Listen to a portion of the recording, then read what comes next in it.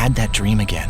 My small business needs to hire, but I don't use LinkedIn, and I hire wrong. So then I'm doing IT, and when I go to plug the servers in, they become sentient, and they won't let us access our network unless we forward their chain emails and memes to more and more and more people, and then I wake up.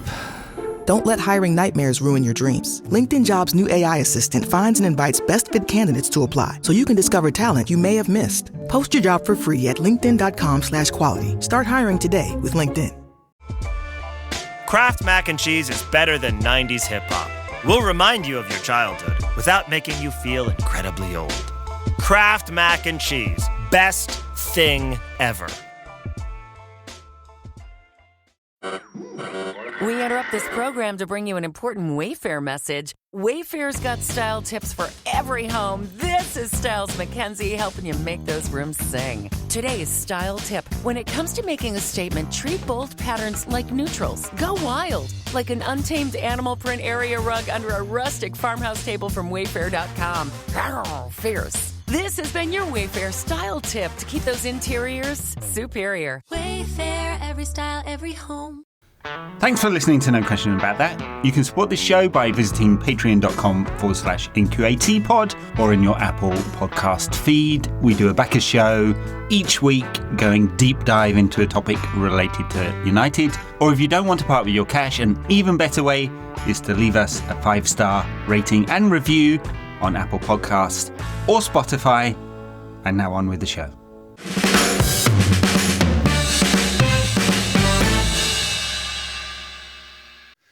Welcome to No Question About That. This is the midweek pod. It's going to be a mailbag pod today. I'm with Wayne. How's it going, Wayne?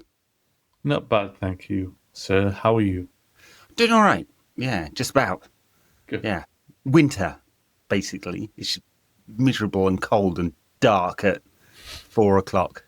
No, do you know what? I haven't minded it so much. I'm with you that I didn't really used to be bothered about seasons, and then I did get a bit miserable about it because I start preferring the summer age, chilling our bones a little bit.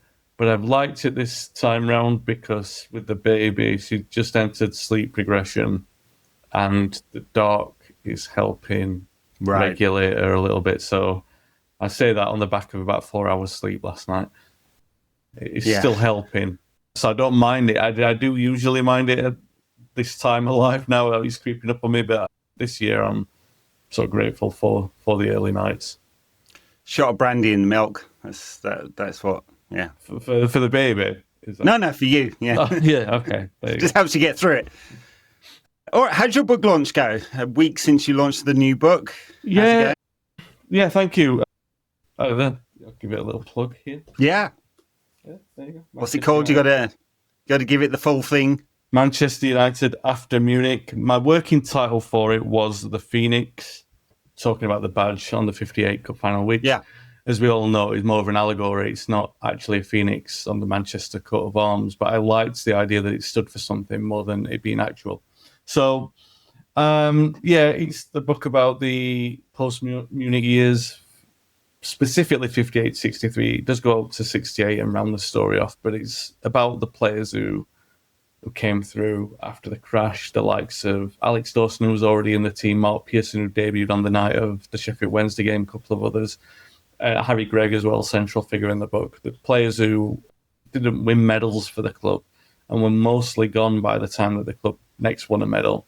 And I thought that there's such a story in there for their contribution and their sacrifice, really, because if you think, and sacrifice is a big word when you think about the fact that lives were lost, but I'm talking about the fact that they sacrificed the stage of their development. They could have gone elsewhere and looked for first team football away from the pressure of the grief and, being around death basically non-stop.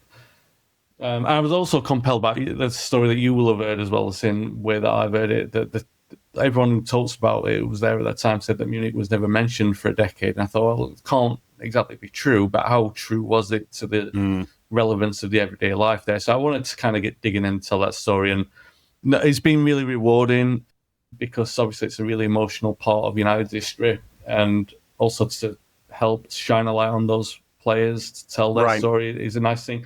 I don't really know yet because we're still at an early point in the in the book release, so I'm not quite sure how everyone's connecting with it.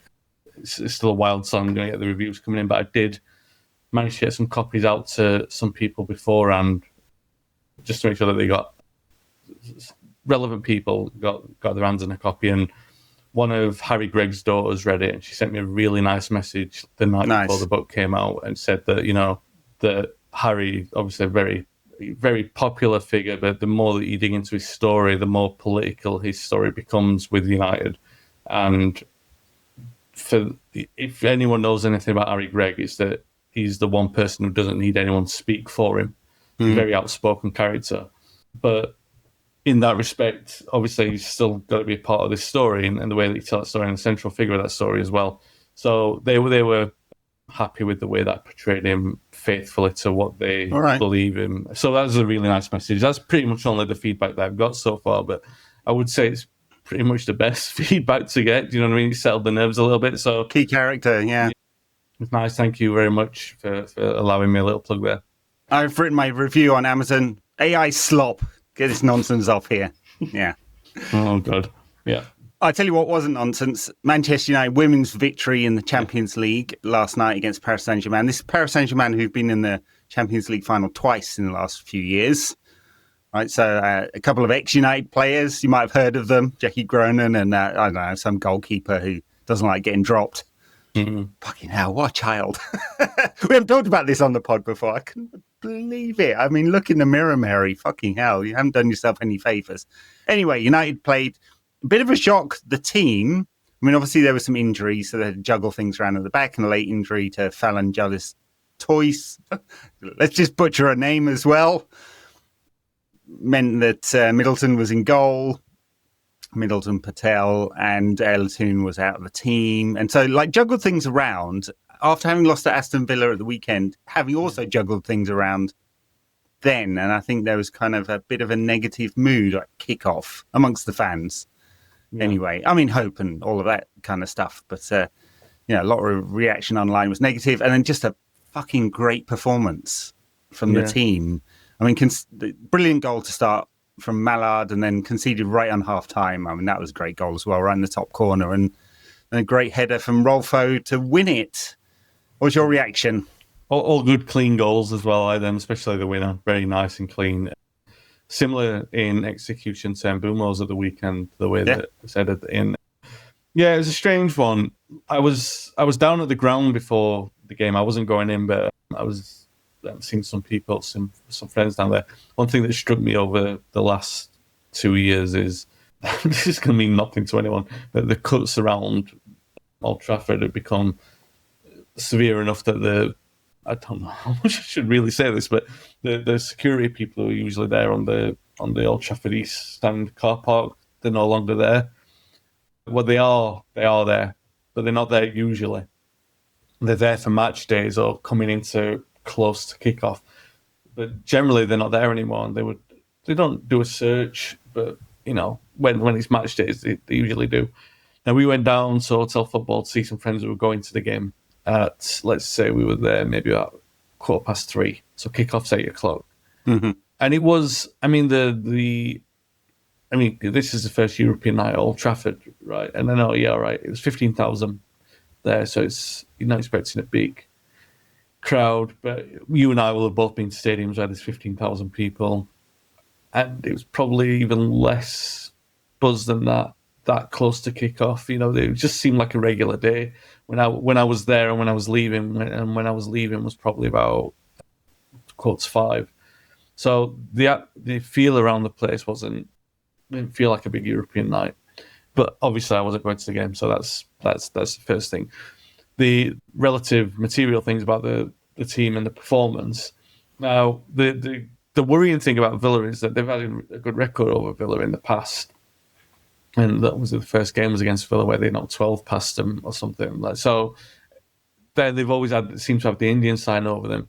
And I don't know sometimes if it is a sign of progression. This is going to sound like a weird thing, but when you've had a good record against a team and then you stumble against them when you've been playing so well, a sign of progression that I'm not saying that this was the case on Sunday because the weekend, because I don't believe that, But like sometimes a team can get too complacent. I don't think that United have been that good that they would ever be like that at this moment in time.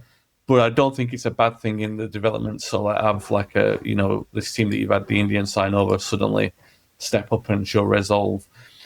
But it was still a tricky performance and result to go into that kind of gaming on the back of. So I will say it was just fantastic, wasn't it? I mean, I think there are certain things that I like about the women's team I was having this conversation yesterday before kickoff, so it's funny that we're talking about it now. The two things that I love about United history. The first thing is that there's like this ability to contrive things to the narrative thread all the way through history. If you want to tell stories like that, the way that's a story. And that I always do that. I always like to say, oh, well, that has relevance today because of something that happened in 1963. And you can do that with the women's team as well. Look, Ella Toone, homegrown kid, wearing number 7, scores a screamer in the cup final. How would you not want to attach that to the narrative history of everything that United are and represent? But there are certain 200th game for her last night. She got presented with a shirt before the game, and it was probably out the team. It happens like that. That's life. No. But the point being that there is this attachment that you can't get away from because the name is Manchester United. But there are certain things that aren't part of the women's team history, and one of them is like obviously they can't attach themselves. It is part of the club's linear history, but their history isn't really the Munich thread of the history. Their history is the struggle in the 90s when they had a local team that was attaching themselves to the name of Manchester United. Yeah. And the battle that they went through to become established throughout the 2000s, the 2010s, that's their history. And I'm trying to be careful the way that I say this because I'm not trying to I'm actually trying to build that up to be its own thing and worthy of its own integrity to get to the point where last night when I might have felt, this doesn't feel like a big European night. And it shouldn't, because it wasn't the men's team. It was the women making their own stand in their own way. And I didn't go to the match. So I am, the kind of way I'm part of that problem anyway. Even though, full disclosure, I had a 5-month-old baby with me and she's not ready to go. She would probably shout with the old stadium down anyway.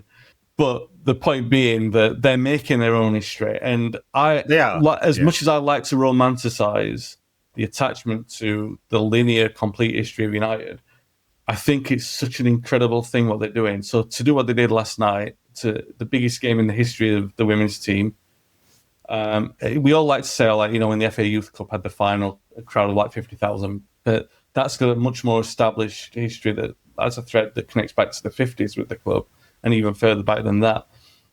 Whereas the women's team is still growing its audience. So I think all things considered, I shouldn't be prefacing everything that I'm saying with the feeling of it being underwhelming. I want to try and build it up because I think it was an incredible performance, even better result, great goals to mark the occasion, and it's a night of, when especially coming after the back of the weekend, one of those things that's universally positive. And when something like that happens, you want to sort of crystallize it, don't you? You want to catch it, lightning in the bottle, and you want to catch that moment.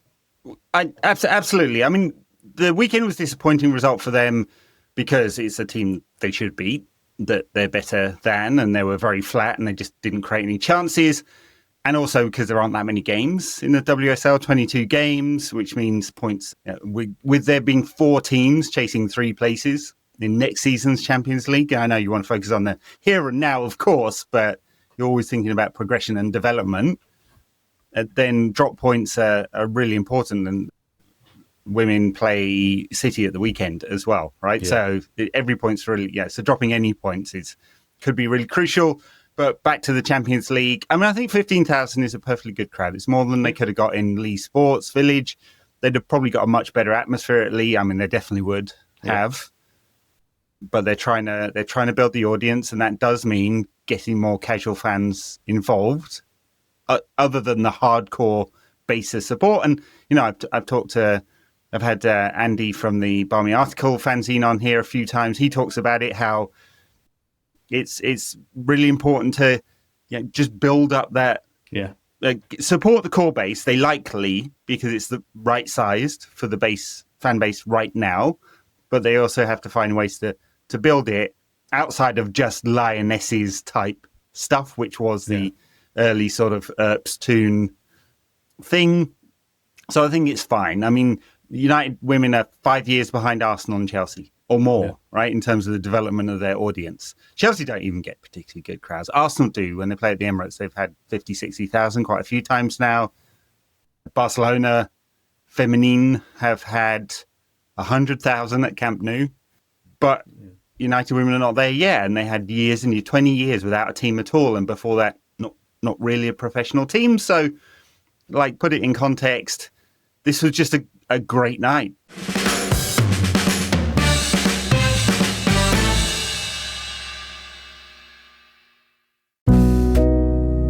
The world moves fast. Your workday, even faster. Pitching products, drafting reports, analyzing data. Microsoft 365 Copilot is your AI assistant for work.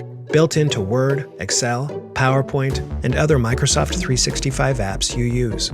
Helping you quickly write, analyze, create, and summarize. So you can cut through clutter and clear a path to your best work. Learn more at Microsoft.com/M365 Copilot. Well, the holidays have come and gone once again, but if you've forgotten to get that special someone in your life a gift, well, Mint Mobile is extending their holiday offer of half off unlimited wireless. So here's the idea. You get it now, you call it an early present for next year. What do you have to lose? Give it a try at mintmobile.com/switch. Limited time 50% off regular price for new customers. Upfront payment required. $45 for 3 months, $90 for 6 months, or $180 for 12-month plan. Taxes and fees extra. Speeds may slow after 50 gigabytes per month when network is busy. See terms. Starting a business can seem like a daunting task, unless you have a partner like Shopify. They have the tools you need to start and grow your business. From designing a website to marketing to selling and beyond, Shopify can help with everything you need. There's a reason millions of companies like Mattel, Heinz, and Allbirds continue to trust and use them. With Shopify on your side, turn your big business idea into... Sign up for your $1 per month trial at shopify.com/special offer. You need the sense of occasion, and that's what the stadium allowed. So with all things considered, you're absolutely right. I mean, I understood the way that was leading into that made it sound like it was underwhelming. And it's difficult because I'm just trying to paint the context of what it was like before the match. And it was like that. I can't get away from that. But everything else, like if you're watching it on television, broadcast around the world, and people seeing the pitches on television, that's a massive statement. It's a really good thing. And, you know, you mentioned about Earps. I love all that stuff as well, you know, storytelling, particularly someone who ghostwrites. It's funny because this is why current players rarely write books, because of the propensity for things like this to happen. And it just so happened that, you know, United were drawn against them. They're playing against them in this big game, and she's got to go back home basically to play against her team. Look, I get what he's saying. There's been a lot of controversy around it. She's come out and quite outspoken. A lot of things being put in the press, and I don't know. I feel like at the time, it's more or less, you know, like people going about the Wayne Rooney. This is a different kettle of fish, but people understand where I'm going with it. Because the Wayne Rooney things come out in the press again recently, I think some people are going, oh, he's criticised the transfer policy and he did that when he put in a transfer request and blah, blah, blah, blah, blah. And I do remember at the time, wrote articles about it and everything. It was proven to be right, Wayne Rooney. But the point was everyone, all the support, we didn't like that Rooney said it, but everyone was saying the same kind of thing at the time. Oh, yeah. And I'm not saying that, well, the point I'm making about Mary Earps is that everyone's been saying that there's issues at United for a long time. Do you know what I mean?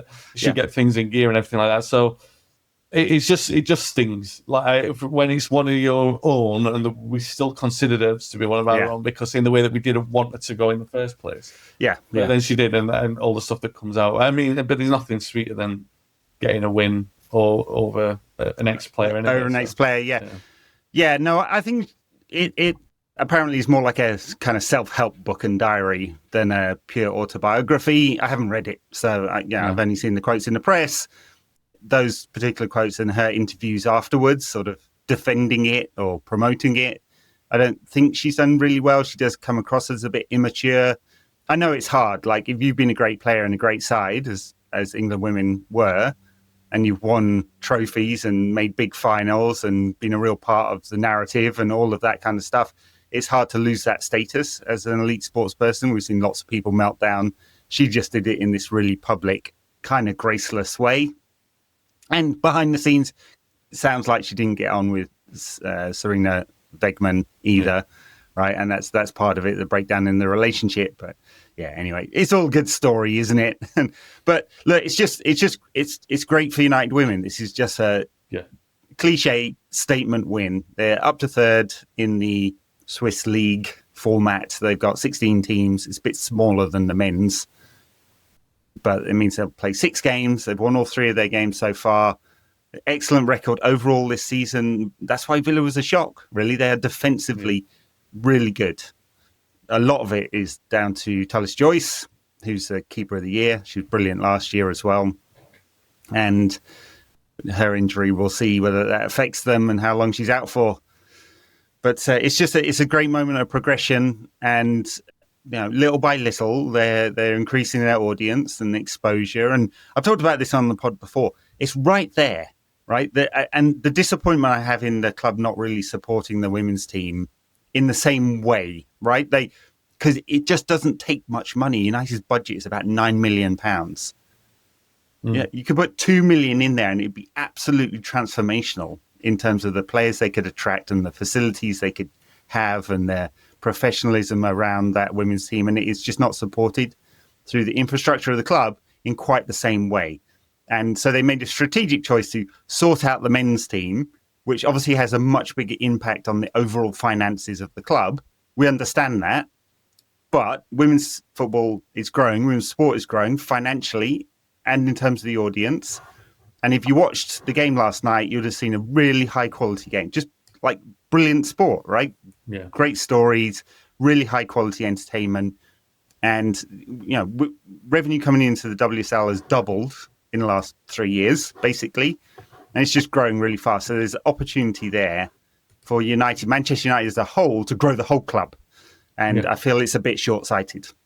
But there's been cuts all over the club, so it's not just this area, but it feels a bit like an afterthought, and that's a bit disappointing. Omar Barada has tried to change that narrative a little bit, but until there's kind of real money put into it, that is not really going to change. But anyway, that sounds negative. Last night was fantastic, really enjoyed it, and they're doing brilliantly, and they're in a great position to qualify for the knockout rounds. Yeah, in their first Champions League proper, really. Yeah. All right, we're going to do Mailbag Pod and take a few questions, as usual, a few fun ones. All right. Richard asks, it feels like we're hanging on with this midfield. If Casemiro gets injured, are we in real trouble? And do we need a midfielder in January, even if it's just a loan? Yeah, a bit of discussion about potentially Connor Gallagher coming in on loan and Kobe Mainoo coming out. That'd be such an Amorim move, that would. He'd just have the runners in there. Yeah. That's what he's a very limited footballer, but he runs around a lot. Casemiro's, it's a real problem if he gets injured, because you've seen the stat, right? We've conceded 5 goals with him on the pitch and 15 with him off the pitch, and it just seems to completely fall apart when he leaves. It's a massive renaissance. I mean, people on social media have picked out times I've had to go at Casemiro. Social media snark doesn't always age well, does it?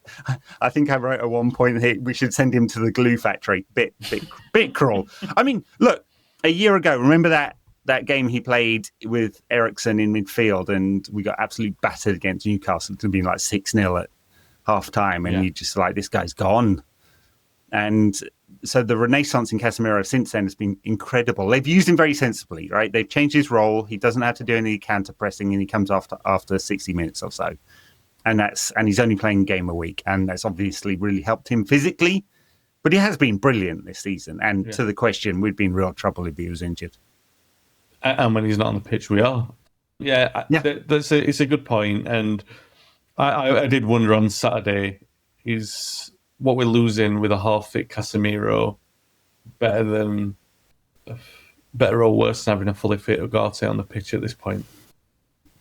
Would he have the wherewithal to not make the same kind of mistakes on the ball, even if he's tired, even if he's knackered? And like you said there, he's being asked to do certain things. And that, in a roundabout way, brings me back to the point about Kobe. because if you're just asking players to do things that are outside their comfort zone, why are you not asking Kobe of that when he's got all the raw elements of both of those players? Nowhere near the defensive sensibilities of Casemiro. And if that's what you prefer, then fair enough, stick with him. But if you're going to replace him with anyone, I know he couldn't do it on Saturday, but the prevailing point is there. Why not ask Kobe to do it? Now, Conor Gallagher is a sensible one, but we've still got a month and a half until we get there. And the point is what if Casemiro gets injured?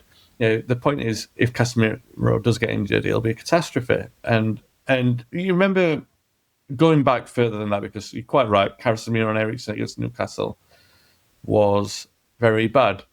Going back further than that, we played Palace and Carragher went out and said the football's left him. And he might have even said it before that, but then he cycled the quote for that game. And I came on this podcast and I was like saying it's very dangerous for an ex-pro to be talking about players like that. I said it at the time, even though I was saying, all right, fair enough, it might be time for Casemiro to move on. But to talk about players like that is very dangerous to do that, because it just is. I don't, but there's undertones behind it I don't like, because you can't just, we couldn't, anyway, United couldn't. Especially from Carragher, who disappears every time Liverpool lose.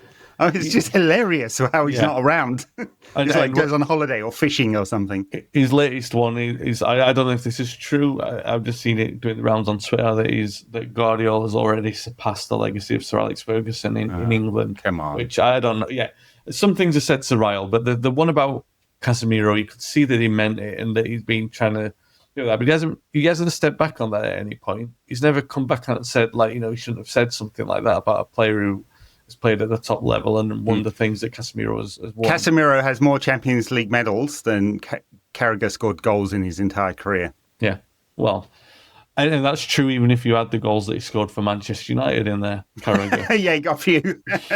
So it probably is. I don't know what's Carragher's number, is it 2? If he gets to 4, but yeah. Anyway, the point being that he shouldn't have said that.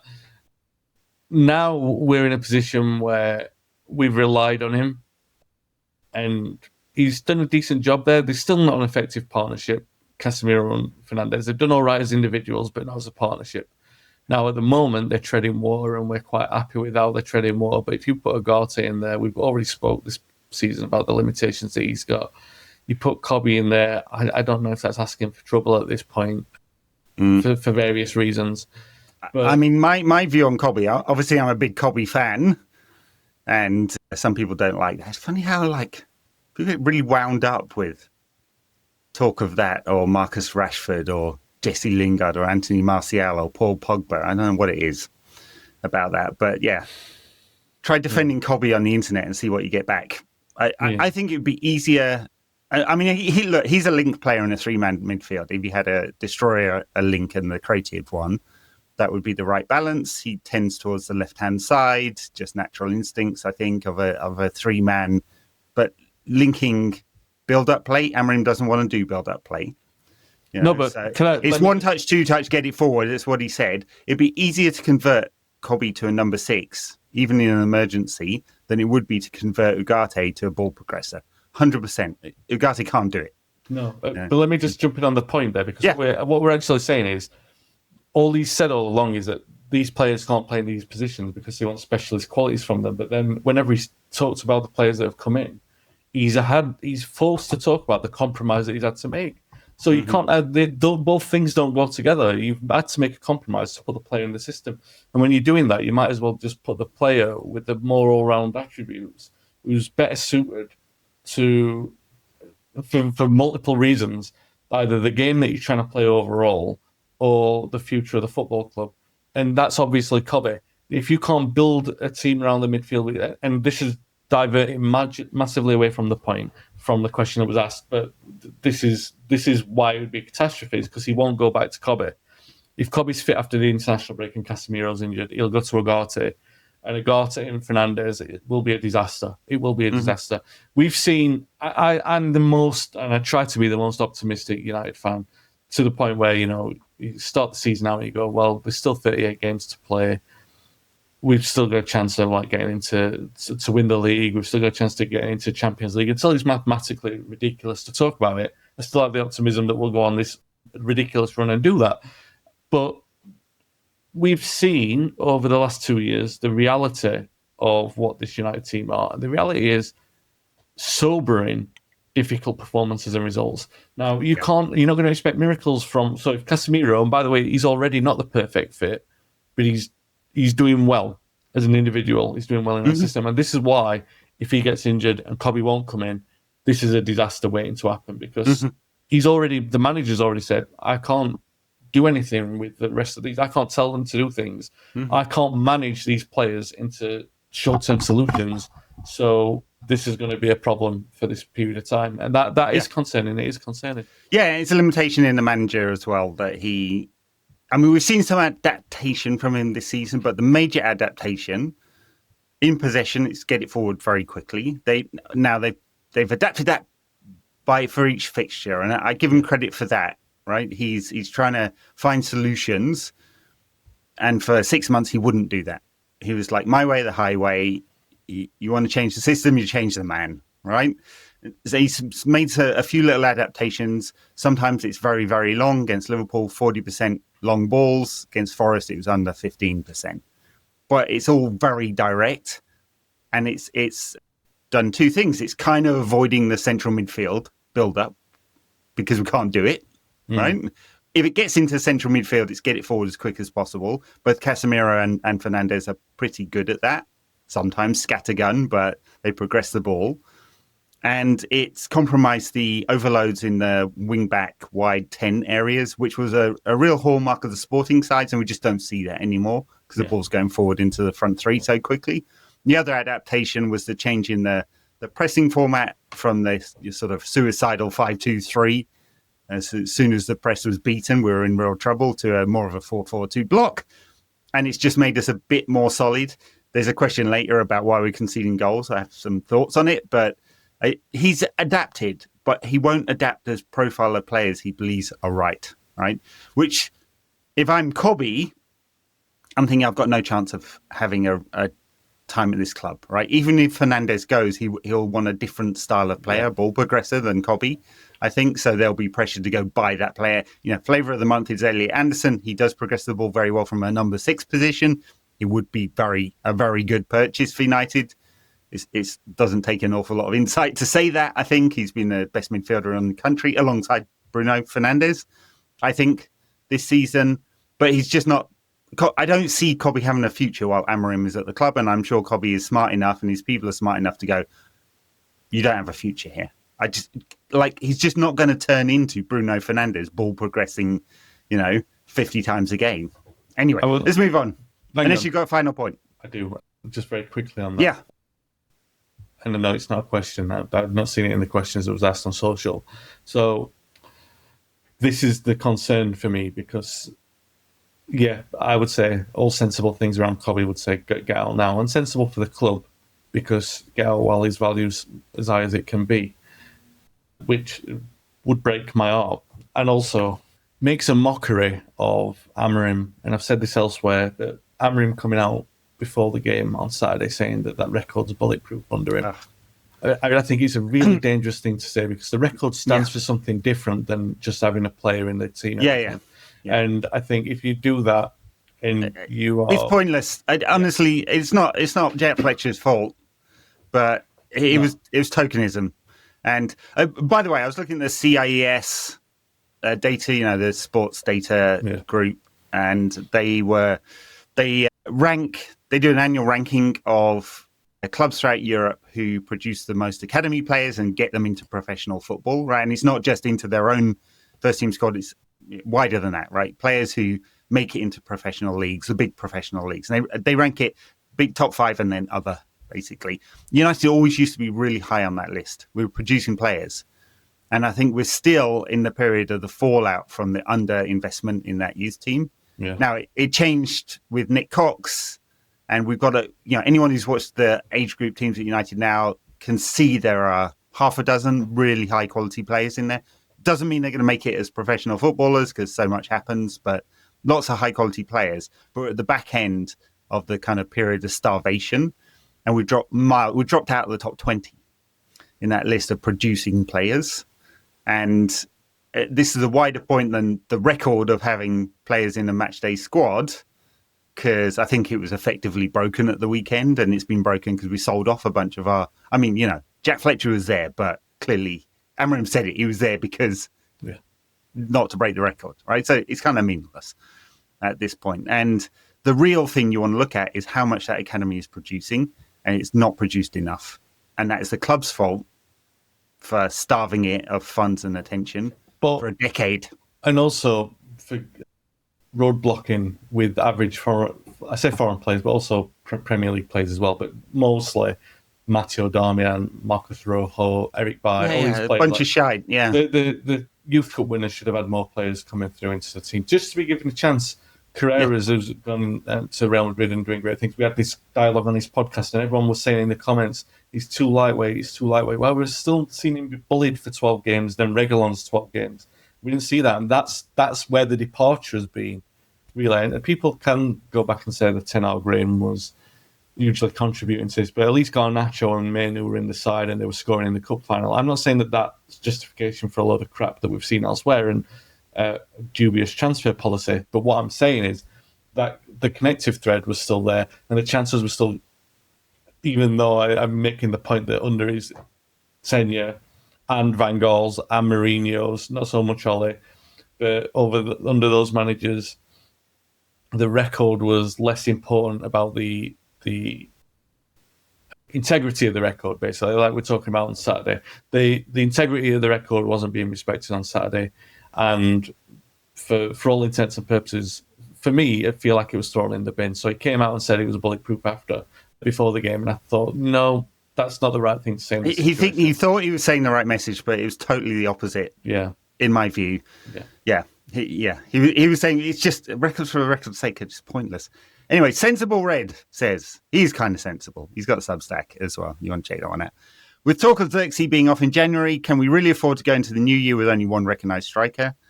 Sesko's injury hasn't hurt us too much because of the international break, but we might not be that lucky next time. Talking of Substack, I wrote my piece back in September, and it was like, imagine a scenario he hobbles off in January.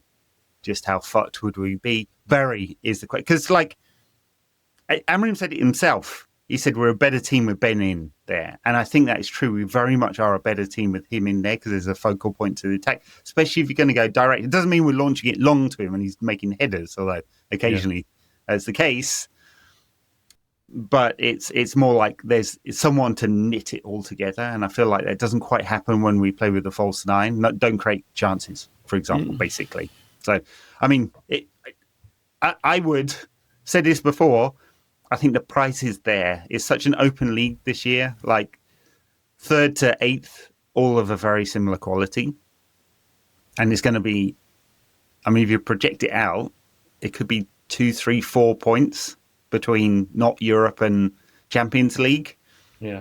And so going, hey, we can afford it. Got money, PSR headroom. The only issue is cash. Like, would we like to add another striker or another midfielder or maybe a wing-back in January? Anyway, massive risk. And Xerxes not a striker anyway. Thoughts on the question? Yeah, no, it's a good point. I don't think he's the answer either way, so I wouldn't stop it. I wouldn't stop him moving on if it brought in some cash, for example. I don't think that the first solution is not really a bad one because Cunha's played all right through the middle. And I think if I'm imagining a scenario, it hasn't happened so far because when he's played Cunha through the middle, he's put Ahmad and Mbeumo in the 10s. But imagine a scenario where he continues with Ahmad on the right wing back in let's say for the sake of argument, just for the hypothetical point of the question, that Cunha's out for the next Sesko's out for the next 3 or 4 games, and it's a fairly comfortable run of games, so he might be bold enough to play Ahmad and Mbeumo on the right hand side. Imagine a scenario where he puts Cunha through the middle, pushes Bruno back into the 10 and gives Kobe that chance in the area that he's kept for Bruno. Is that the worst case scenario? I don't think it's a bad plan B. And it might actually open Ruben's eyes to different ways of playing, like a dynamic way of having Kobe in the side. So I don't think... Yep. I'm not wishing... I want Šeško to be back after the break. Don't get me wrong. What I'm saying is that my plan B still wouldn't include Xerxes. And if I'm looking for a plan C should be where Obi comes in, really. That's where the kids are supposed to come in. And that's where, to the last point that we're making, where the average foreign players or the average any player in the team, the average squad players come in. Luke Shaw's another example. I don't want to say... All right, Nige. Yeah, I know. Foreigners taking our jobs now, women. I felt like I was going down that route then. So Luke Shaw's another example as well. Or Luke Shaw, for example, blocking Aiden Evan. Yeah. Just give Aiden Evan the run against at this point. Yeah. So, well, I tell you what, because we got a question on Patrick Dorgu later, so we'll get to this in more depth. But I'd be tempted to. I know his body might break. Move Luke Shaw to left wing back and Hayden to the. I know, but it's funny. He's not in the England squad. England don't have a left back. He's playing all right. Luke Shaw is. No, he's not playing bad. But what I'm saying is, he's playing all right. I'm not saying he's playing bad, and Xerxes not played terribly when he's played this season in the 10. But it just doesn't fit. I would sell him, and I'm sure he's a nice guy, Josh, and he does have many qualities. I cannot see him ever being dynamic enough up front to get in the right positions to score goals. We just know he's just not that player. He's a shadow striker, but he doesn't drop into midfield comfortably enough to support in the way that number 10 needs to do. The reason why I don't love Cunha up front is he's tried that a couple of times in his career. It's never really worked. He scores more goals and creates more when he's in the deeper role, and he's very good at dropping in between the lines and running with the ball, and he can't really do that up front. I'd be tempted either to move Bruno forward, as you said, and Colby into midfield. I don't think that's very likely, or to play Mbumo through the middle and to find other solutions because of the pace that he's got. But anyway, Grimoire. Why are we conceding so many goals? Individually, the centre-backs look fine. The keeper looks fine. So where's the leak? I saw the Casemiro stat we mentioned earlier. The wing-backs, what's going on? I think we have a problem when...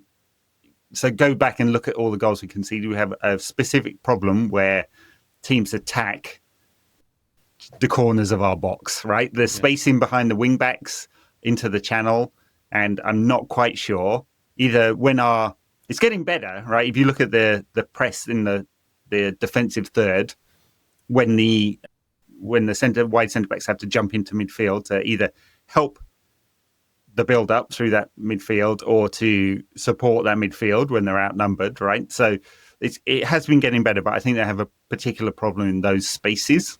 Yeah. That's part of the reason why we can see, and also just stupid individual errors. You know, a couple of goalkeeper errors early in the season, not marking against Spurs. One of the goals where I counted the players, had 6 players in the box, and they had 1, and they still managed to score. I mean, it was a brilliant goal from Tel, but still. So I think there's some individual errors, but also some tactical issues too. Yeah. If you go prior to Amrin taking the job, one of the key features was this team conceded so many shots. It was the record. It was going like over 20 a game, wasn't it? I mean, was it a run a game where something maybe like 30 games in a row where something like that? It was a very high number of like conceding over 20 shots in a game, and that did get solved for a long time under Amrin. I think systemically, it's a nice shape to stop that happening, because that's what seemed to be the case for the first sort of half season. Even when the results weren't great, we were still stopping the shots being as I think as he's tried to get bolder with the new attackers in the system, and he's trying to create the overloads and sort of create the combinations of partnerships there. Obviously some work and some don't, and I think where we're also finding out about his in-game management isn't always the best, because his substitutions seem to be pre-planned rather than reading the pace of the game. You know, like Fergie used to say, smell the game, smell the pace and tempo of the game. Amrin doesn't really do that. And I don't know if... Sometimes I like that as a quality, because it's a bit colder and he's saying, no, I'll make the decisions my way, but he's cost us in the games. This season, he's cost us in more games than it hasn't, because he's just not read the game right. And my point about this is, for example, against Forest, we could audibly hear Sean Dyche shouting it on the television screen. Millions of people watching that game around the world, hearing him shouting, get Ahmad, and they were getting Ahmad, and they were getting crosses in, and they were getting shots in, and he's so basic and so rudimentary. And that's where they got one of the goals from. I think both their goals eventually, at least one of them came from that position. And against Spurs, the weird thing about that was and not to go over the game, but just to make the point about how easily the flow of a game can change, and all these the shots can rain in, because Spurs weren't getting anything in at all. In fact, the Mbumo shot was the only shot on target in the first half by either side. So United were well in control of that. And the only thing that could have changed that is the double axis, which both managers executed at the right time. And United were in no real rush to have to make the change. Spurs could only really have an impetus by bringing on Udogie to exploit the space behind the fullback if United chose to bring on Ahmad. And to bring off Mazraoui and play that role where Ahmad was exposed.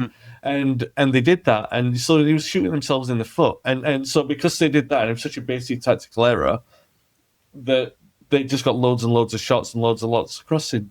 And I think sometimes they are as basic as that, because you look at the other combinations as well. He's pushed Bruno back into midfield, so he's definitely playing him there this season.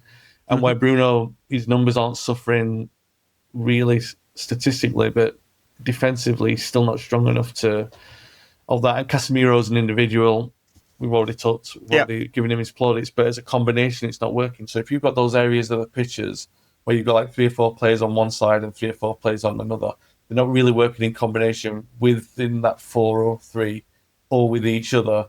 You've just got too many porous holes in there, and I think that's all it is at the moment. And that'll, I've got confidence that will get better, but that's where Amorim needs to step in, because first of all, his actual team selection isn't strong enough to stop that, because we've seen that the evidence is there, and his in-game reading actually invites, in a strange way, and I've praised him and criticised him for this on this podcast. I like the fact that he's gone out there and said, no, we're going to impose our game on every single match that we've played. So you can't criticise him for that. And what he did on Saturday was like, if I'll try and read this and go like, actually, they're coming back into the game, so we'll go more attacking and try and turn them over. And it just didn't work out. It shot themselves in the foot. And I think hopefully it's a trend that will stop. But he has to do better within the selection and the in-game management to stop that.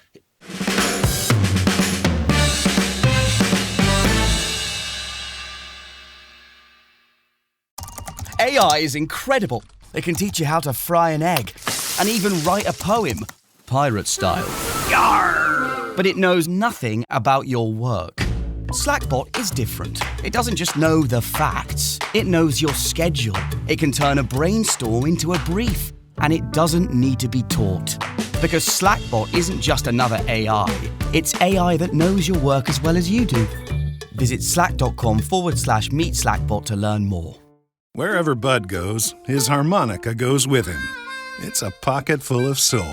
Now he's living with prostate cancer. He asked his doctor about Xtandi enzalutamide. Xtandi 40 milligram tablets treats men with prostate cancer that has spread to other parts of the body and responds to a medical or surgical treatment to lower testosterone. Xtandi may cause serious side effects: seizure, a brain condition called PRESS, allergic reactions, heart disease that can lead to death, falls and bone fractures, swallowing problems, or choking that can lead to death. Stop Xtandi and get medical help at once if your face, tongue, lip, or throat starts swelling. Tell your doctor at once if you faint, have a seizure, quickly worsening headache, decreased alertness, confusion, vision problems, chest pain or discomfort, or shortness of breath. Xtandi can cause harm to an unborn baby or miscarriage. Use birth control during and 3 months after Xtandi. Common side effects include muscle and joint pain, feeling unusually tired, hot flashes, constipation, less appetite, diarrhea, high blood pressure, bleeding, falls, fractures, and headache. Talk to your doctor and visit Xtandi.com. He really does have a problem with the fullbacks. Yeah. Coming back to the question, but just generally, like the wingbacks, they are in a. I think I've said this before. I think they're the really only specialists, but actually the central midfield have to be particular profiles of player to make it work as well. But they have to do so much. They have to invert in the build-up. They have to provide the overload on the wide spaces outside of the tens. They have to drop into a back five when we're defending. They have to do an awful lot of work. And there's no perfect player. We know Ahmad's brilliant going forward and creative. It created Mbumo's goal, for example, last time out. But we know he has weaknesses defending. It's not his game, really, as a forward. Mazraoui or Dalot offer almost nothing going forward. Dorgu is really struggling, I think, less defensively than his... the headline numbers with Dorgu, 1 assist in 30 2 games or whatever it is, the underlying numbers are really, really bad, right? He's in the bottom 10 or 20% on almost every attacking metric for fullbacks. He's just offering nothing at all, except for ball carrying. World class, 95th percentile for ball carrying. He gets into amazing areas and he can carry the ball. It's just everything else. Yeah, I know. It's like I look at that and go, raw ingredients today. If we could just add this little bit of final third quality, you know. I know it's really basic and I know it doesn't work like this, but bloody hell, they should have him like putting 1,000 crosses a week, you know, until he gets it right. Gary Neville, who I think has become a parody of himself in some circumstances, but he was not good on the ball early part of his career. And he said he just worked at it and worked at it and worked it and worked it. And maybe this is too simplistic to say, but shouldn't Patrick Dorgu be doing the same thing until he's good at it or better at it at least? Because it's going to really hinder his career otherwise. Yeah. He can't be a wing-back in this system and offer nothing in the final third. Pete says, have we turned a corner? Performances look better recently. He's got another few questions in here, but let's go for that one. What do you think? We turned a corner? Too early to say. We look better. But where I am at the moment, very briefly, is that draws are momentum setters. We've seen positives and negatives. So maybe the next 5 games will tell us more. I'm not sitting on the fence with it. I think it's a sitting on the fence kind of question. It's way too early. And even if we'd have won all our last 5 games, I would have still said it's too early because we haven't had a run for as long as that lad's cut his hair, and longer than that. It goes back years, doesn't it, before that? Mm-hmm. So, yeah, it's too early to say. I mean, I'm looking for the positives. I'm aware that I've been very critical of the manager already in this podcast. But I do see signs that we're getting there, and that's what we do as fans, right? You look at the positives and you go, right, okay, this is where we want to invest all our hope and expectations, but I just think it's a bit too early. Yeah, I think that is fair. I think he's being pragmatic at the moment. Sometimes that borders on conservative, you know, playing 2 fullbacks in the wing-back areas just makes it a flat-back 5, honestly. And I think the long ball stuff is pragmatic to get something out of these forwards, especially in Bumo, and that's working. It's not sustainable for a team that's challenging near the top or doing well in Europe, in my view. But that's down the line, isn't it? And for now, he's kept his job by getting some good results. But that's as far as it's got so far. The next 5 or 6 games, though, leading up to Christmas, are not bad. Leading up to the City game, it's a good run of winnable games against some teams who aren't playing very well. It's a good test, isn't it? Because if we don't come through that with a lot of points. If we come through that with a lot of points, we'll be right up there near the top 4 and looking at Europe as, you know, some kind of Europe has to be the benchmark this season, but we'll be looking at proper Europe, Champions League, and go, that's really there. The prize is there. Yeah. If we next 6 games, we drop a bunch of points against mediocre sides because we can't win games when we've got the ball. I mean, the record of points per game, I think it's 1.8 per game when we have less than 50% possession under Amorim, and 0.8 per game, points per game, when we have more than 50% possession. That's worrying when you're playing a lot of crap teams who might give us the ball and don't press. Ollie said it on the overlap. Yeah. He said you really need the teams to press you in this system, because if they don't, you struggle to build up. And I think he's right, and that's where we struggle. And also that systems in football are, you know, the time immemorial with it, because they've always existed in the same kind of ways. I mean, since the 60s and 70s, since we moved to 4-man defences, those kind of things where you move to a 3-man defence, all those kind of things have been pretty much set in stone for 65 years. It's just how you operate the overloads within them. And that's where the innovation comes in. There's no real innovation in the shapes anymore. No one's going like 2 defenders and 7 attackers, or 7 defenders. That'd be fun, wouldn't it? Yeah, well, Spurs tried it in '94, didn't they, with like the Klinsmann and Dumitrescu and all that. His side, yeah. Well, I mean, to be fair, Ange tried it in a few games. Didn't work very well for him. No, but so the point really that I'm making there is, I don't really know the point I'm making, other than, you know, those are. Well, remind me of the question. Where was I going? Have we turned the corner? Performances look better recently. Yeah. So I was going down there. You got me I got swept away in Spurs nostalgia then. I was like thinking, Darren, I was thinking of the 5 who played up front. Have we turned the corner? No, I can't.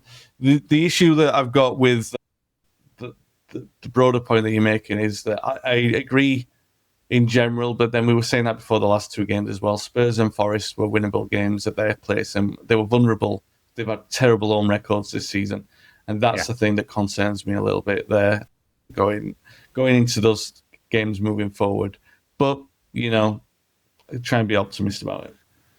Pete also says, seat licenses, how worried should we be? Some season ticket holders I know never filled in the survey and didn't even know about it. Well, check out the last United Inc. finance pod with Jamie. We went into some depth. Yeah. Actually, not the last one, the one before last. We went in some depth about seat licenses. I think the thing with that is the question is not about, is the concept bad? I mean, it's basically rinsing you twice for money. So yeah, it's bad. It's how it's applied, how many seats and in what areas. If it's for, I kind of feel like about that the same way I feel about like boxes when we were discussing that in the 1990s, right? Or exec seats. If it keeps prices down for everyone else, it's a good thing. If it's just owners rinsing everyone for as much money as possible because they want to take money out of the club, that's a bad thing. I think with Ratcliffe in charge, he's not taking money out of the club. That's not why he's doing it. He's doing it for legacy and vanity. And I think that's probably as good as you can get in it now. Doesn't mean you're going to make good decisions at all. And so I'm not trying to defend some of the decisions that he's made.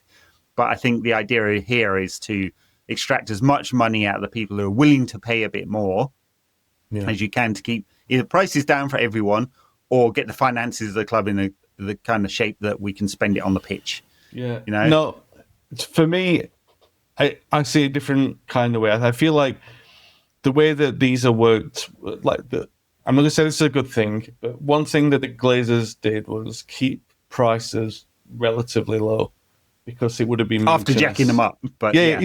But I mean, like for let's say post Ferguson, in a period when we've been rubbish, I know that they've put the prices up incrementally, but by and large, United's prices did stay quite low. So when compared to the London side, when Ratcliffe came out and he started talking about Fulham and everything, he had somewhat of a point. Now, the reason why that's a bad thing for United is because Ratcliffe can come in and say that kind of thing, and it's a very easy excuse to jack up the prices and escalate them very quickly. The problem that I have with those kind of questions and the way that they lead is that's really it's a line of the long-term thinking of what's going to happen. This is what's going to happen. This is a strategy that we've got in place, and it is going to happen whether you like it or not. Now, the speed of which we get there is going to be determined by the mutinous level of your response. Like the Super League won't happen at all if you're not that angry about this. Yeah. So the surveys are there to monitor. And I'm not just saying Manchester United. I'm talking this is football in general and probably industry as a whole. When they talk about loyalty, customers and everything like that, how much can you get away on that pressure point of pushing the price up? That's going to happen. These things are going to happen. You better get ready for them. The Super League, in what some guys will eventually happen down the road, basically has with the way the Champions League's formatted anyway. Exactly, but the way that they want it from their side is going to go in, like the way that it gets monetized and the way that the clubs are forced to do certain things is going to become more aligned with the way that they were talking in the first place. It's just going to happen slowly and generally under that way. Whereas, and this is the same kind of thing, is that these are the things that will get enforced. You will have these licenses put in place and it is going to be unpalatable. I mean, the dialogue stops being reasonable when it, for example, and I'm one tiny, everyone who's been in the ground who's been moved, all those long timers who were moved for their VIP experiences, that already happened and they weren't strong enough percentage or a vocal enough percentage, even though they're there every match day with the big flags and everything like that in front, or they were last season when they were allowed to be, and they're still vocal and present when they can be. But it wasn't enough to stop them doing it. So it has to. So where the pressure point is between that angry old men. I'm sorry, angry old men, because I know a lot of you, and I love you all. You're absolutely brilliant. Listen anyway. So you've got a line between them and then the mutiny of what we've seen with stopping the Super League or the protests that we've seen in the past. And we've seen that there's a very high pressure point at United because of the fact that they've been in that visible process before. These things will happen. Visible process is important, I think. Yeah. I mean, I am worried in that if I was a strategist for the club and I was looking at the pricing and I was looking at the global fan base, I would be thinking that we're leaving money on the table, right? Now, I'm not advocating for this, just to be clear. I'm saying this could be a way you'd think. They've left a lot of money on the table because if it was a completely open market, if it was variable pricing, you just left it up to the market to decide what the prices were, like the World Cup, and the prices are just shocking. So you would extract much more. And we can criticize the Glazers for jacking the prices up in the early days. The first 3 years of Glazers, like, basically doubled the prices. Then they kept it flat. And for all that time, they've left a lot of money on the table, I think. Even with United being crap, they could go to a model like, if you try to go to Camp Nou now, if you're not a socio, if you're a socio, you pay 30 euros or whatever it is. If you're a tourist, you'll pay 130 euros. Yeah. And they've just segmented it like that.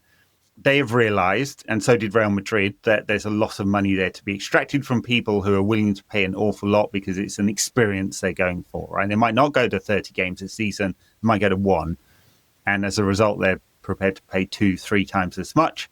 And if you cap prices or you have them fixed in certain areas of the ground, then you're leaving all that money on the table. So I'm worried that they've gone down this road and they'll realize that dynamic pricing is the way to extract the most possible value, right, from the global fan base. And that's more important than having a lot of season ticket holders, because the thinking for most clubs was we want to have the most season ticket holders as possible because that brings money into the club early in the annual cycle. Yeah. In the summer when there isn't other income, and it's guaranteed income. Now, elite clubs are going, hang on a minute, we've got this global fan base and it's bad having all these season ticket holders because we can't extract a lot of money from tourists. They've done it at Liverpool. They've been reducing the amount of season ticket holders they have. With the expansion, it'll be the lowest percentage of the ground for decades, basically, at Liverpool. And I'm sure United looking at that and other grounds and going, there's money to be made there. He says, and finally, are you like me, sick of grifters profiting off us? Yeah, well, yeah, but I think define the grifter? I mean, is it YouTube channels with people who invent narratives for the sake of anger?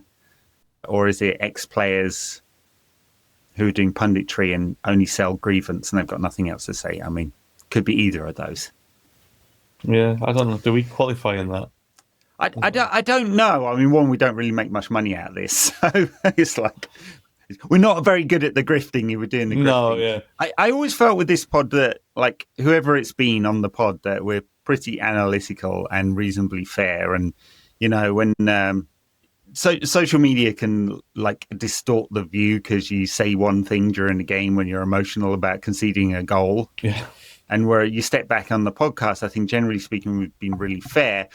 My opinions, I think, change when the facts change. Yeah. But I'm sure with 20 years of doing this, people could call out stuff that I've said that's totally wrong. I don't know. I don't see us as grifters because I don't have an agenda. I just say kind of what I'm thinking. I think most people on the pod do that too.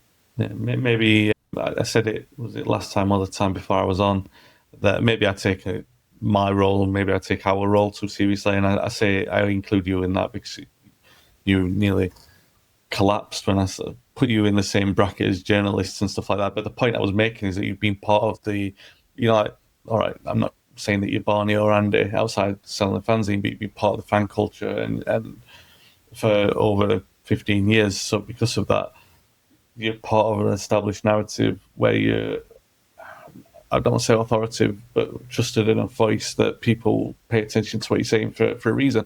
So I think that when we talk about this question, turn the mirror on ourselves, because I'm saying, like, I make money from United because I sell books. United sell my books, so like, I'm definitely not clean of the grifter comment. I try, I work very bloody hard, and I'm definitely not criticising for the sake of criticising, but I have to be self-aware enough to turn the mirror back on ourselves. And so when I say to you, like a couple of weeks ago, when we were talking about it, that we at least are self-aware enough to know that we're part of that same audience, and so we've got our own responsibility within that audience to say, no, all right, we'll call that out for what it is. Do you know what I mean? When it all exists and they go, no, they're trying to be virtuous and say, no, we're not saying this for our own narrative or our own agenda. Well, at least we can be self-aware enough to say that. Yeah. But when I say, because grifting is, you're basically saying someone's a con artist. They're trying to, and there are certain YouTube channels, and the reason why I particularly dislike that channel is because it's predetermined, right? There's an editorial decision to like create a story around the player that's almost universally negative, because it garners anger and attention. And anger and attention means eyeballs. The longer the eyeballs are on your video, the more money you make out of your share of the YouTube ad revenue. I don't think we do that.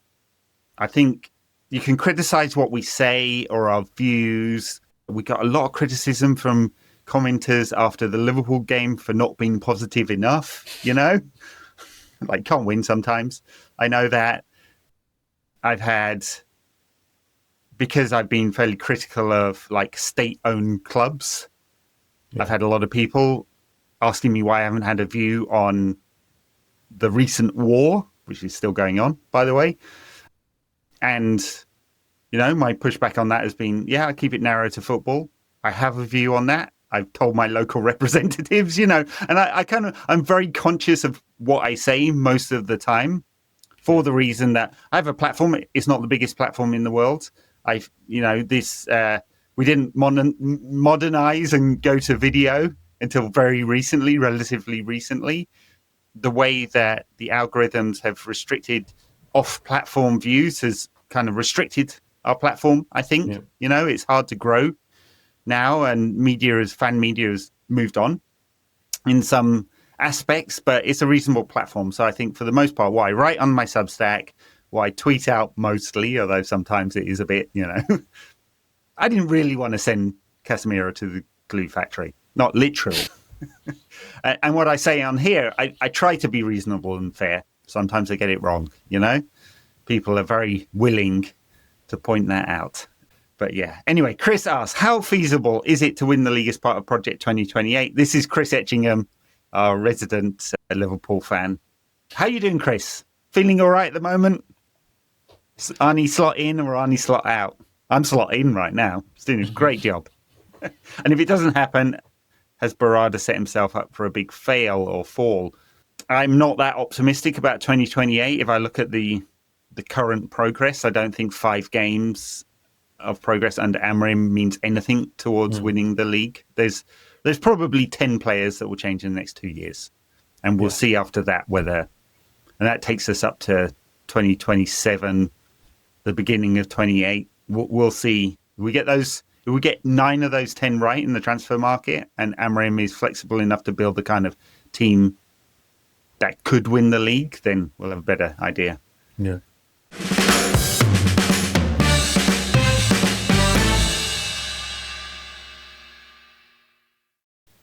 Yeah, I'm more optimistic about that in the form of the league than I am of United.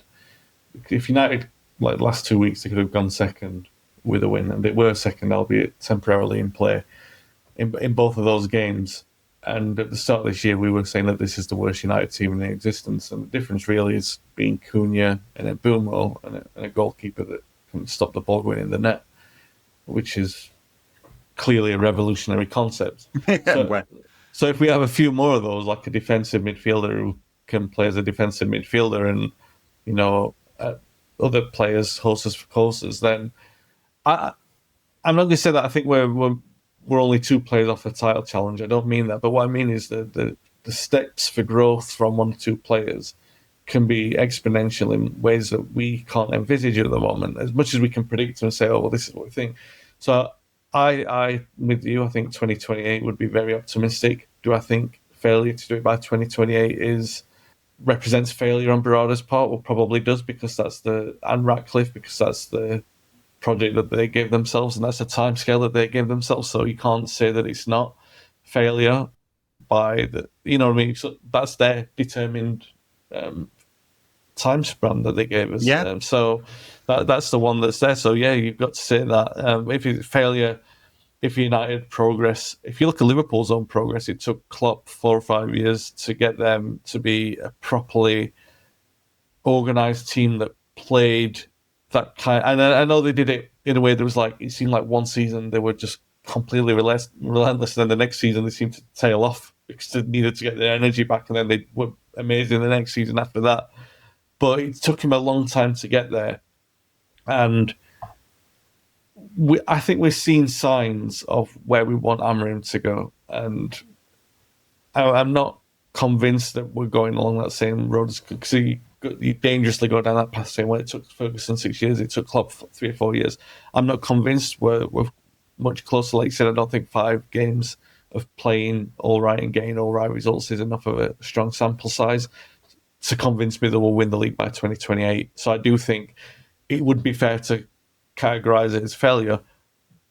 But if we are progressing to the point where, I don't like using Arsenal as an example because they've not won anything yet, but if we are where Arsenal are now in 2 years, where we've sustained challenges, then I think that would probably be on par for what I expect. Sushan asks, is it possible for a manager to be successful after effectively giving up, like in the Grimsby game? I don't know if he gave up, but he looked broken, didn't he? Yeah, absolutely. He made some changes, and I do give him credit for rethinking some things. I think they're fairly minor. They're not the big picture. He's got a contract till 2027. It'll be interesting what happens next summer. Like, both, how can they get it right in the market? Because I think they've got it mostly right. Brada, Wilcox, Ratcliffe, Ineos era. Apart from Ugarte, question marks over Dorgu, but he's very young and was pretty cheap. So it's mostly right. They do have to get a lot of these next couple of windows right as well. But he's only got that contract till 27. So next summer, where we finished this year, we have to finish in European places for budget planning. Either of Europa or Champions League. Conference League's a waste of time. It's horrible. It actually costs us. We'll probably lose money by qualifying for the Conference League. But do they give him a contract extension if we finish high enough up the league? Now, I don't know whether that's just because it's so tight. The difference between 5th place and a Champions League place and 7th and nothing could be like 3 or 4 points. Is that enough to judge a manager on? Like a game, a win here or there? It kind of feels like too fine a margin to go, that was good performance, Champions League, 66 points. That was a bad performance, Conference League, 63 points. It's one win, one goal, right? It's not really how to judge a manager. But if it's a measure of progress, and it's kind of financially we need it, European places is what it's at, and that might trigger some thinking around that contract extension or not. Maybe. I would probably hazard a guess that Ratcliffe and Brada and co are probably on the same line as what you're saying there, that they look at it black and white and say, well, it's 3 points. That's the margin. Rather than saying this is the black and white between Champions League and nothing. So I think that they'll be a lot more fair than what some fans might want them to be. But the point made in the question, it's an interesting one because Amorim went on record as saying, was it twice or once last season he offered his resignation? Yeah, apparently twice. Yeah. Twice. So and we know that he's performative. We know that he's very emotional, and he wears that outwardly, right? So and this might have been guesswork. There was a lot of guesswork that went on after the Grimsby game, saying he was ready to walk before the during the international break, that he was going to see out the Burnley game after that and then walk. And you could believe it. It was believable.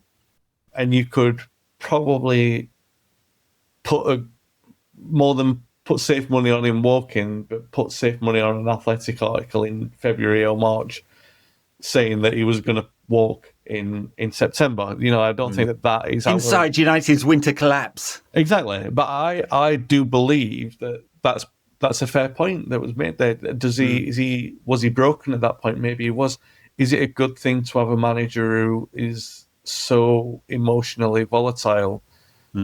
I'm not sure because remember the first few years, Fergie Fury all the time, and like people won't remember this because we are not in 1987 anymore, and they don't go back into newspapers like I do. But Fergie said a lot of similar stuff, not in like I was going to walk, I was going to quit or anything, nothing quite as dramatic as that. You've also got to take into account the Latin temperament, the language difference, the way that the frustration comes across, the fact that he's so very young, all these kind of things taken into consideration. But Fergie would say things like, we were committing suicide. I don't even understand if these are Manchester United players that we've got. And he was saying this after games, when all these comments could be heard by everyone then. So the over-the-top statements that make you feel that a manager might well pack it in, I don't think you can dismiss them. I don't think you could dismiss this as well, because he did look, I agree, I think he looked broken, and I was genuinely of the mind that I believed he could have walked before the game after the international break. So my view now, to go back on what I was saying about long-term planning with Ferguson and Klopp and all that sort of stuff, is that, I think that it's a concern that he's so performative, so emotional, that it could count against him. I don't think he regulates very well sometimes. He's trying to do it this season. I think you see him holding back in press conferences a little bit if you're sad enough to watch them. I am sad enough. That is. Mick says, with AFCON coming up and 3 important players gone, how worried should we be for matches like Newcastle? Yeah, it's a real problem, isn't it? Because there's no like-for-like. Mbumo, Mazraoui and Ahmad. That right-hand side is going to suffer somewhat, and every option is going to be a compromise of some kind. Yeah, I suspect he'll move Mason Mount into the front three, and we'll end up with Dalot at right back, and that'll be the solution, which is fairly suboptimal. Yeah, and this is where the League Cup would have helped quite a lot. The likes of Shea Lacey to come in and plug one of those holes significantly.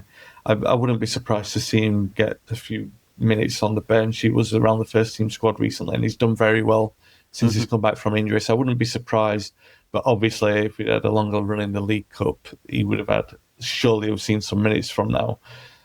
By now, it's very much a concern because they've been the Ahmad and Mbumo link up has been the best feature of the season so far. Mbumo has been the best player that we've had. He's been really good.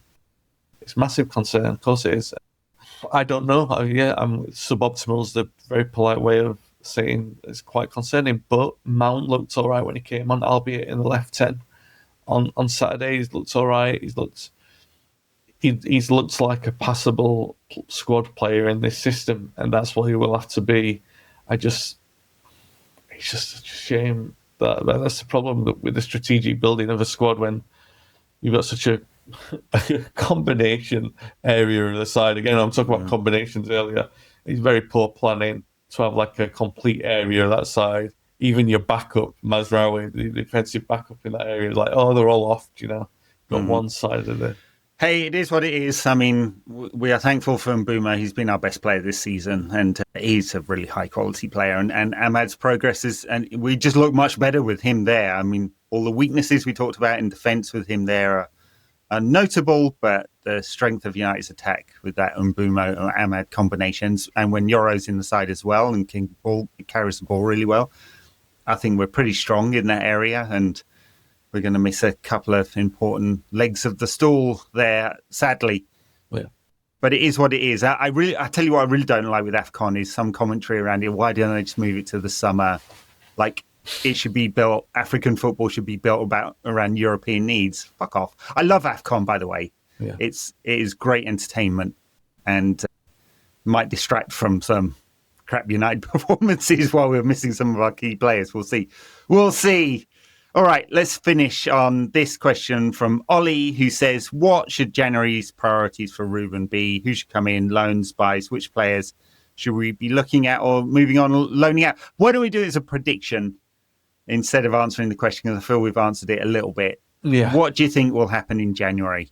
Give us a guess. We're holding you to this, Wayne. Very little. Kobe will probably leave. that will free up some funds. We'll bring in a midfielder. My prediction would be Conor Gallagher on loan from Atletico Madrid, with probably an option rather than an obligation to buy, considering the financial situation. And that gives the club an opportunity to go, well, if Conor does well when he comes in, then they can action that, or they can go all in for Belieber or Adam Wharton like they seem to want to. That would be my prediction. But then, of course, that's taking into account that the manager's still there, because we've seen the Glazers' dish of choice has been to fire the manager in November, bringing in an interim or someone, and then not pay anything in January at all. So, yeah. I mean, I think the double loan, Cobby loan out, and I mean, apparently, according to reports, Napoli are interested. We'll see Conte's still there because he's doing Conte-type things at the moment. Oh, no. Napoli's one club interested. Have you not been reading the rumour mill? You want to have your heart broken. Like, so every club can't even speak the name. So you can imagine that different clubs have been linked to Cobby in the recent weeks and months. So which clubs would you expect to be mentioned? Just give me some clubs. Spurs. Yeah. Napoli we've talked about. Yeah. That's one. Newcastle. Yeah, they've been in. Yeah. Atletico Madrid swap with Conor Gallagher. No. Who would need him? I think the good fit for him, I mean, I think he's got the potential to become an elite footballer. There's some parts of his game that he needs to progress in order. So it's one step down from the elite, I think, is where he would fit really well. This week, Leeds and Everton have been linked to. Oh, fuck off. Yeah, exactly. Fuck off. Exactly. He's way too good for that. If I was Cobby's camp, I'd say absolutely not. He needs to go to functional teams.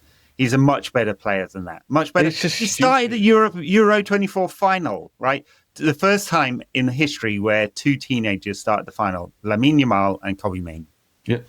All right? He's a much better player than that. And if I was his camp, I'd say absolutely not to those. And the point, just to close on this, is that if it's a Cobby podcast, it's a diversion away from the point, but it is related somewhat considering its January activity. If he was to go to I'm definitely not Leeds or Everton. I think there's just a lot of mischief making in the press. Mm-hmm. But if he was to go to a club, any club really, his stock has fallen. Everyone can say what they want about Garnacho, right? And they can say his behaviour, they can say his performances. Cobby Mainoo's stock has only fallen or is damaged entirely because of the manager. Nothing at all to do with the player.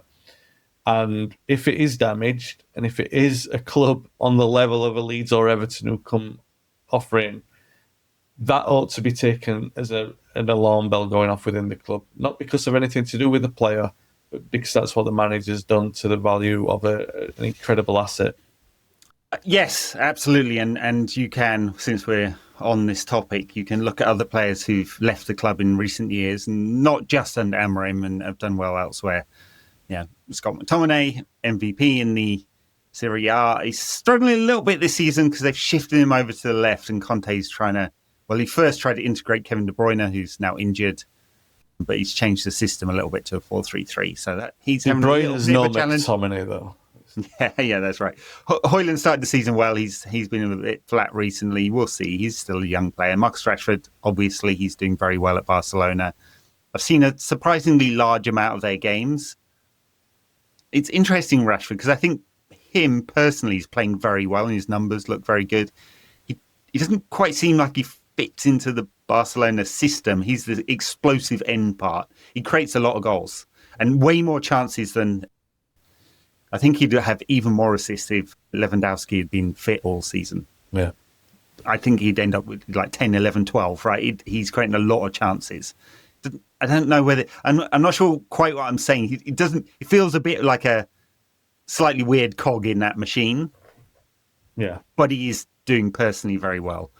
Anyway, the point I was trying to make is I think we have a very good tendency at this club to devalue players who are not in the public eye right now. And we forget just what a good young player Cobby Mainoo was. And when he was in the reserves, I remember, I'm sure we talked about him a lot as a player whose game was built very much for playing in an elite side. If he played in a 3 in midfield and he has the right profile, like, I think we're mad as football fans to go, hey, this play should be completely different. And when managers do it as well, I think they're being very short-sighted. Yeah. Jose Mourinho did it with Paul Pogba. Pogba had his limitations, of course, and his time at United wasn't as good as we hoped. But he was like, he's not a 10, he should be an 8, and 8 should play everywhere. And then we complained when he made mistakes defensively. Yeah. It's like, and then we complain if Kobbie Mainoo doesn't do all the defensive things he should, or if Bruno doesn't do all the defensive things he should. 11 players in a team. You have overlapping profiles that complement each other in order to make a team that functions well, right? Because not every player is the same thing and they don't all have the same strengths. Yeah. Kobbie Mainoo is a brilliant player in tight spaces. Don't make him be the last defender, and don't expect him to be playing 60-yard balls to feet as Bruno did. Like, profile him right. Yeah. And this manager will not ever do that. And so we're going to come to a painful moment, whether it's this winter or next summer, when we have a real conversation about Mainoo's future, and it will be a sad day for the club. Just before you close off, he might not do any of those things, but he still wouldn't be 5 yards behind the player when we're trying to clear a corner. I think he'd have the wherewithal to get out in front of the player. So. My God, that was so criminal. Just anyway, unbelievable. That's Ugarte. Just unforgivable. It's just fucking run out, dude. Yeah. All right. Before we get on our soapboxes about that, this has been a long one. Thank you, everyone, for listening. You can catch us on Patreon. You can catch me on Substack. Wayne's there too. You do write occasionally. Your book is out. Buy it from your local bookshop. Keep them. Yes, keep absolutely. Them Yeah. If you DM Wayne on Twitter or the socials, he'll send you a printed signed copy, probably, won't you?